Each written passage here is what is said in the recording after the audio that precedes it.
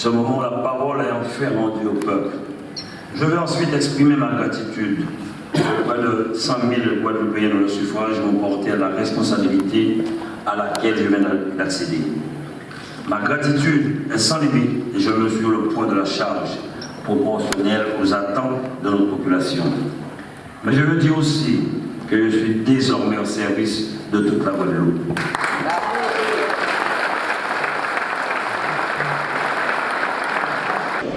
Alors j'ai retenu un discours qui est constructif, un discours qui veut travailler avec l'ensemble des collectivités, l'ensemble des acteurs, qui va dans le sens de l'intérêt général et de répondre à l'attente de nos concitoyens. Évidemment, c'est un discours de déclaration générale. Et donc il nous appartiendra, nous, en tant qu'acteurs, je suis maire d'une commune, et qui mieux que maire peut présenter des actions d'ailleurs qui sont déjà programmées déjà avec l'ancienne équipe. Et donc nous attendons patiemment de voir dans quelle mesure cette nouvelle équipe va mutualiser, va travailler dans le sens de l'intérêt général. En tout cas, c'est ce que nous attendons, que nous puissions œuvrer dans l'intérêt général pour des Guadeloupéens. Évidemment, je crois que nous avons initié le CDDT, le contrat durable de développement territorial, avec un certain nombre de projets. Nous sommes une commune, par exemple, en difficulté, c'est 7 millions d'euros de déficit, 12 millions d'euros de déséquilibre budgétaire. Et donc il est important que nous soyons accompagnés par les institutions, départements, l'État, Fonds européens et évidemment le Conseil régional. Donc maintenant, la balle est dans le camp de cette nouvelle équipe du président Chalus, que je félicite au passage pour son élection qui était annoncée de toutes les façons, et pour lui souhaiter aussi bonne réussite, surtout dans l'intérêt général des Guadeloupéens. J'ai entendu un discours très apaisé, qui change un peu du discours de la campagne, puisque le temps de la campagne, il l'a dit, est terminé. Aujourd'hui, il faut se mettre au travail. Et je retiens surtout les différentes propositions, notamment dans le traitement des déchets, notamment des réponses apportées sur l'eau, les Guadeloupéens attendent, et aussi sur le transport. Donc nous attendons de voir. Nous serons une minorité, pas une opposition systématique. Nous serons dans une minorité, mais nous allons être là pour être une minorité vigilante, pour être une minorité veillantive, puisqu'il ne faut pas oublier quand même, nous sommes représentatifs de plus de 72 000 électeurs qui ont porté leur suffrage sur nous. Nous serons là pour être à côté de Victorin Lurel et être une force de proposition, mais nous serons dans un premier temps on va dire dans l'expectative, en attendant de voir comment les choses se décantent. Et au travers de son discours, tout ce qui dans un premier temps sera mis sur la table et pour faire évoluer, comme il l'a dit, l'institution régionale. Il a fait un discours d'ouverture, c'est bien de sa part. J'ai travaillé depuis 2010 avec le président Victorin Lurel. Pour moi, c'était tout à fait naturel de continuer sur le projet du numérique du très haut débit. Et donc, tout mon souhait, c'est que cela continue, puisque les Guadeloupéens ont besoin du numérique. Nous sommes dans la société de l'information, on ne peut pas y échapper. Il faut qu'il y ait une continuité. C'est tout ce que je souhaite. La démocratie s'est exprimée, tout simplement. À mon avis, les chantiers doivent continuer, surtout concernant les zones blanches. L'accès à l'information, aux étudiants, à ceux qui ont besoin de cette information pour évoluer, se former, améliorer leurs compétences. Donc c'est un impératif. Donc cela dépasse la vision purement politique, c'est de la nécessité, c'est du premier ordre. C'est un discours solennel, empreint de cœur. On sent que dans ce discours, la personnalité du président Chalus rejaillit. C'est un homme sage, c'est un homme humble, et nous souhaitons tous qu'il le demeure, nous souhaitons tous qu'il réussisse. C'est vraiment la Guadeloupe qui a besoin du Conseil régional. L'action du Conseil régional, l'action stratégique du Conseil régional doit produire ses effets partout sur le territoire.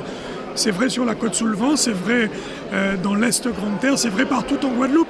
Et par conséquent, nous serons vigilants En même temps, nous accompagnerons et nous travaillerons sur des sujets impératifs comme celui de l'eau. C'est notre problème à nous tous, ce n'est pas le problème de Bernier, c'est le problème de tout le monde, c'est le problème des élus. Les échecs du passé, nous devons les corriger et très vite. Et nous devons produire du sens pour avoir de la confiance. Et cette confiance-là, les Guadeloupéens, ils nous la procureront à la due condition qu'ils auront le sentiment que leurs problèmes seront réglés. Et les problèmes qu'ils vivent aujourd'hui ne le sont pas. Ils ont encore des problèmes pour payer leurs factures, ils sont soumis à des actes d'huissier, ils souffrent. Et donc ma volonté, notre volonté commune, c'est de très rapidement apporter des réponses concrètes, des résultats. Il n'y a pas encore de déclinaison, mais en tout cas, je constate qu'il y a une réelle volonté d'impulser une dynamique en Guadeloupe et tout singulièrement de rééquilibrer le territoire. Vous savez, certains territoires ont été laissés pour compte depuis tantôt et il faudra donner des bouchées doubles, faire des bouchées doubles à ces territoires-là. Mais de manière générale, le discours est bien perçu par tout le monde, vous l'avez remarqué, c'était de haut niveau. Le nouveau président doit aller plus vite, plus haut, plus fort que l'ancien président. C'est vrai, vous parlez de continuité, mais pour vieux habitants, à mon avis, il ne s'agira pas de continuité, il s'agira de nouveau départ. Un nouveau départ parce que, je l'ai dit, je l'ai répété, ma commune a été laissée pour compte, la Côte-sous-le-Vent, le Sud-Bastère a été laissé pour compte. Donc il nous faudrait, le mot rééquilibrage, c'est le mot qui convient le plus, le mieux. Et donc il faudrait donner du sens à la politique. La Guadeloupe, c'est un tout. On ne peut pas laisser des territoires en retard, sinon on arrivera à des territoires perdus de la République. Il faut absolument rééquilibrer. Eh bien, ce à quoi on s'attendait déjà, puisque nous avons soutenu Harry Chalus, tête de liste de Changer d'avenir, et justement pour certaines valeurs qu'il a rappelées dans son discours. Donc je suis tout à fait d'accord, et puis nous serons très attentifs à ce qu'il promet, et surtout pour Marie-Galante, puisqu'il a dit que les îles du Sud doivent devenir des îles durables. Ah bien entendu, et comme je l'ai toujours dit, il faut que les dossiers de Marie-Galante soient examinés en priorité. Nous avons suffisamment pris de retard pour qu'on n'ait pas une pensée pour Marie-Galante en priorité, parce que là, les subventions tardent à venir. C'est ça notre problème, elles tardent à venir. Et bien entendu, ce qui fait que ça ralentit les projets. Ils sont réalisés avec beaucoup de retard et quelquefois ça coûte beaucoup plus cher. Et je fais toujours référence à ce fameux stade de José Bade, le stade communal de Cap-Esther, qui est en réhabilitation depuis 7 ans. C'est trop. Quand un jeune avait 11 ans en 2007, aujourd'hui il a 18 ans, prêt à voter, il s'en va, il quitte l'île et puis ce sont des jeunes qu'on ne peut plus récupérer. Je considère que c'est un très beau discours, c'est un discours d'ouverture. C'est le discours qu'il fallait pour rassembler les Guadeloupéens parce que l'élection étant passée, la Guadeloupe a donné une majorité à Harry Chalus. Je crois qu'il est dans l'intérêt de tous les Guadeloupéens de se rassembler pour travailler. Il y a de grands dossiers qui touchent l'ensemble de notre population, dans le dossier du transport, des déchets, surtout de l'eau. Nous devons nous mettre ensemble pour solutionner ces problèmes-là. Quelles que soient petites ou grandes communes, nous avons les mêmes problèmes et donc je considère aujourd'hui, je l'ai dit, il est nécessaire de se mettre ensemble. Le discours, c'est un discours de rassemblement. J'espère que les actes vont suivre la parole. C'est un discours d'ouverture, d'apaisement aussi, qui démontre que Harry Chalus a envie de travailler avec tout le monde, qu'il envisage d'assurer le développement de tout le territoire. Bon, en tout cas, dans ce discours-là, j'ai retrouvé le Harry Chalus que j'ai connu en tout cas avant les élections. Il est égal à lui-même et je crois que c'est ce que les Guadeloupéens attendent de lui. Bon, autour de lui, il y a une majorité de travail. J'espère que, en tout cas, tout le monde a l'air d'être motivé. Et je pense que ça va permettre à la Guadeloupe d'aller vers l'avant.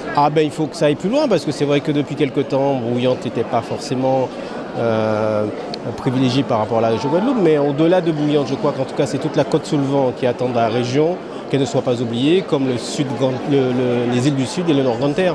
Donc je pense que toute la Guadeloupe, en tout cas toutes les parties du territoire qui parfois ont tendance à être oubliées parce qu'elles sont éloignées des grands centres, nous attendons du président Chalus que maintenant la région s'investisse et que la région assure un mieux-être pour la population, que la région s'investisse pour que la jeunesse puisse s'insérer, que ce soit à travers des formations, que ce soit à travers de l'emploi.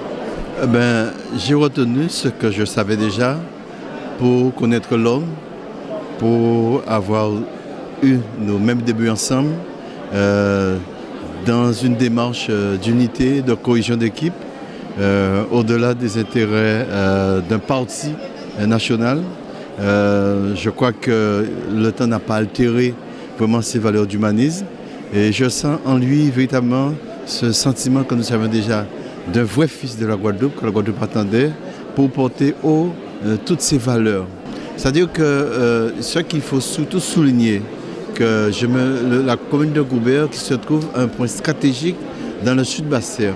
Le sud Basse-Terre est certainement un lieu de jonction d'atouts naturels, véritablement de tout ce qui a trait aux moyens de développement du sud Basse-Terre. Or, nous savons que le rééquilibrage du territoire passe par le développement de l'ensemble de l'archipel. Donc nous entendons jouer un rôle important et des dossiers, nous en avons parce que, il faut le dire, depuis tantôt, ce sont des dossiers qui sont élaborés. Aujourd'hui, il y a un début qui est pris en compte au niveau de la collectivité. J'ai bien entendu qu'il avait dit qu'il respectait tout ce qui était comme avancée en termes de dossiers qui participent au développement du pays. Et il a été égal à lui-même. Ce qu'il a toujours prêché pendant la campagne, c'est ce qu'il a encore martelé dans son discours. Disons, c'est un président ouvert, un président qui est prêt à travailler avec tout le monde, qui sait que tout seul, il ne pourra pas tout faire. Il n'a pas l'exclusivité des bonnes idées et des bonnes actions. Donc il a annoncé sa méthode de travail, et c'est très très important. Chaque président qui est passé à la tête de la région a laissé sa marque, a réalisé des choses. Le peuple a voulu le changement, parce que le peuple, peut-être dans sa majorité, n'était pas pleinement satisfait de tout. Mais il a eu raison, effectivement, de souligner que celui qui l'a battu là, et comme tous les autres qui ont été chacun à leur tour battus, ils ont tous fait quelque chose, ils ont tous travaillé à leur manière, à leurs idées pour la Guadeloupe. Il fallait le souligner, il fallait le dire.